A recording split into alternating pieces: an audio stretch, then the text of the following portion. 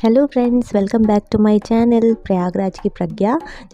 जैसा कि आप लोग देख रहे हैं, हम दोनों कितने खुश नज़र आ रहे हैं। एक्चुअली एक रात पहले हम लोग का प्लान बना वाराणसी जाने का तो हम लोग सुबह सुबह एकदम 7 बजे उठकर ही हम लोगों ने ट्रेन पकड़ी और हम लोग दर्शन करने जा रहे थे। ये देखिए रास्ता, अभी तो हम लोग इलाहाबाद से निकल रहे हैं, तो इलाहाबाद का व्यू है ये। और बहुत मज़ा आ रही थी सुबह सुबह निकल के जाने में। और डुग्गू तो घर पे ही था। संडे का दिन था, तो मैंने डुग्गू को उसकी नानी के घर पे छोड़ दिया था। और मेरी सिस्टर की छुट्टी थी, तो वो उसको संभाल लेती है। तो ज़्यादा टाइम हम लोग को रहना नहीं था, बस हम लोग को शाम को 5 बजे से पहले घर आना था, क्योंकि डुग्गू ज़्यादा टाइम तक रह नहीं पाता है। मेरी सिस्टर रहती है तो वो रिलैक्स रहता है, उसके साथ खेलता है, उसके साथ मतलब रह लेता है वो 2-4 घंटे। तो हम लोग इसलिए गए क्योंकि आज ना स्थापना दिवस था ना, तो बहुत भीड़ होती है मतलब मंदिर में। वैसे तो नॉर्मल डेज़ में भी बहुत भीड़ होती है। देखिए हम लोग बनारस पहुंच गए, कितने खुश हैं, ट्रेन से उतर गए हैं। और ये स्टेशन है बनारस का। ये सारा व्यू देखिए। मैं पहले भी गई हूँ, बट मैं बाई कार गई थी। इस बार मैं ट्रेन से गई हूँ। मुझे ट्रेन से बहुत मज़ा आती है। और ये देखिए मेरे हस्बैंड, कार से मुझे थोड़ा सा मतलब मुझे अच्छा नहीं लगता इतना, तो मुझे ट्रेन से ज़्यादा मज़ा आती है। ये देखिए अमिताभ बच्चन जी हम सबका वेलकम करते हुए। और ये बनारस का ये मुझे थोड़ा इलाहाबाद जैसा ही लग रहा था। बट यहाँ पर क्या है ना कि थोड़ी गलियाँ थोड़ी सी कुछ ज़्यादा ही है। रोड मुझे बहुत कम दिख रही थी, मतलब बहुत पतली पतली सी गली थी। तो जब हम लोग मंदिर जा रहे थे तो लग रहा था अब आ रही है मंदिर, अब आ रही है मंदिर, वो आ ही नहीं रही थी। और इलाहाबाद में भी गलियाँ हैं, मगर रोड ज़्यादा है इलाहाबाद में, चौड़ी रोडें हैं। तो फिर भी अच्छा है बनारस, अच्छा लग रहा था। देखिए सुबह सुबह का समय है, तो सारी शॉप्स वगैरह बंद थी। मतलब हम लोग जिस रिक्शे पे, हम लोग ने रिक्शा किया हुआ था ना, तो जिस रिक्शे पे हम लोग बैठे थे वो लोग बता रहे थे कि संडे के दिन सारी शॉप बंद थी। मेरा मूड ही ऑफ हो गया था। एक्चुअली मैं दर्शन करने तो गई थी, बट मुझे शॉपिंग भी करनी थी। तो ये हम लोग आ गए मंदिर के पास। इसे क्या कहते हैं मुझे नहीं पता, बट ये अच्छा लग रहा था मुझे। पिछली बार हम लोग शाम को आए थे ना, तो यहाँ लाइट वाइट लगी हुई थी, तो मुझे बहुत अच्छा लग रहा था। बट पिछली बार मैंने कोई व्लॉगिंग नहीं की थी, क्योंकि वो भी डुग्गू बहुत छोटा था और बारी बारी सब लोग ले रहे थे उसे। तो मैं शायद यहाँ जब पहुँची थी तो मैंने लिया हुआ था, और मेरे हस्बैंड रिकॉर्ड नहीं करते। ये मेरे हस्बैंड आगे आगे रास्ता दिखाते हुए, ये हम लोग मंदिर आ गए हैं और गेट नंबर 4 पर।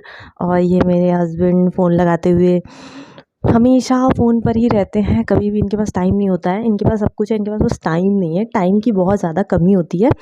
तो अभी मैं सोच रही हूँ कब फ़ोन रखेंगे और कब हम लोग मंदिर में जाएंगे। तो एक्चुअली मंदिर के अंदर मोबाइल ले जाना अलाउ नहीं है, तो मैं आपको बाहर से व्यू दिखा दे रही हूँ।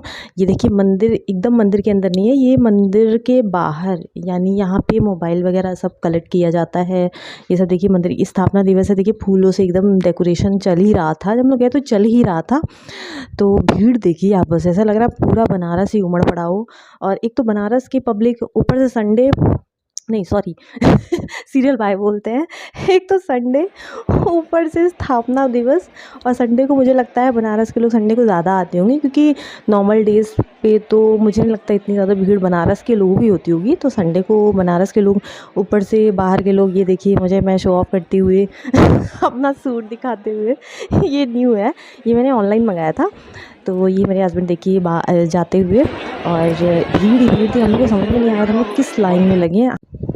एक्चुअली हम लोग वीआईपी गेट से गए तो थे, बट वीआईपी गेट में और नॉर्मल गेट के लोगों में कोई ख़ास फ़र्क नहीं था, भीड़ उतनी ही थी। तो दर्शन होने में प्रॉब्लम तो हो रही थी बहुत ज़्यादा। दर्शन हो गया, मोबाइल जमा हो गया था, तो अंदर के तो दर्शन नहीं करा सकते। हम लोग घाट पे जा रहे हैं, मंदिर से थोड़ी दूर पर ही था। ये देखिए सारा बन गया हुआ है। मतलब मैं जब मंदिर नहीं बनी थी तो मुझे पता नहीं कैसी थी, मैं गई नहीं हूँ। मेरी घर में सब गए थे, बट मैं नहीं गई हूँ। तो मैं तो शादी के बाद ही गई हूँ विश्वनाथ मंदिर में। तो ये काफ़ी सुंदर लग रहा था मुझे, मतलब काफ़ी साफ़ सफाई है, और मतलब सिक्योरिटी भी मतलब ठीक ठाक है। तो ये देखिए एकदम मस्त लग रहा है, पानी बह रहा है, बहाव बहुत था। और मेरे हस्बैंड ने बोला चलो नीचे चलते, मगर मेरी हिम्मत नहीं हुई। बहाव इतना ज़्यादा था ना कि मुझे बहुत थोड़ा डर लगती है पानी में, मैं नहीं गई।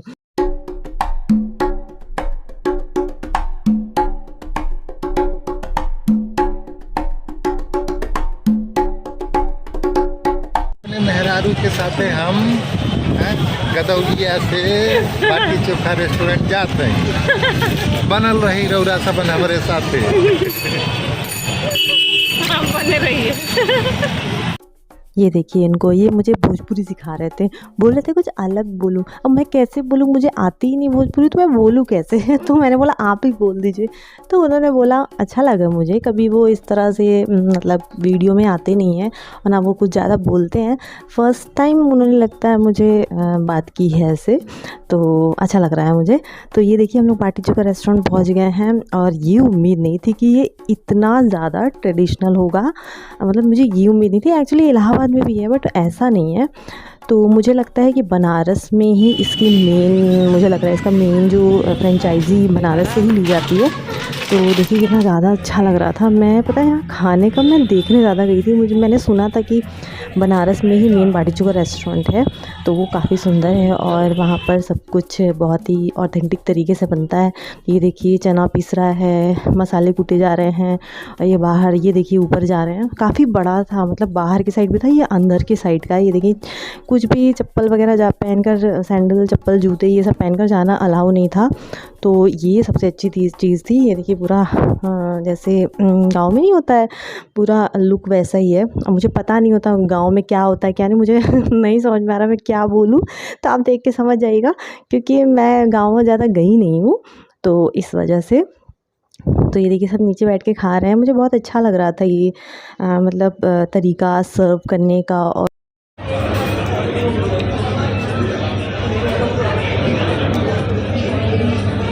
भगोड़ा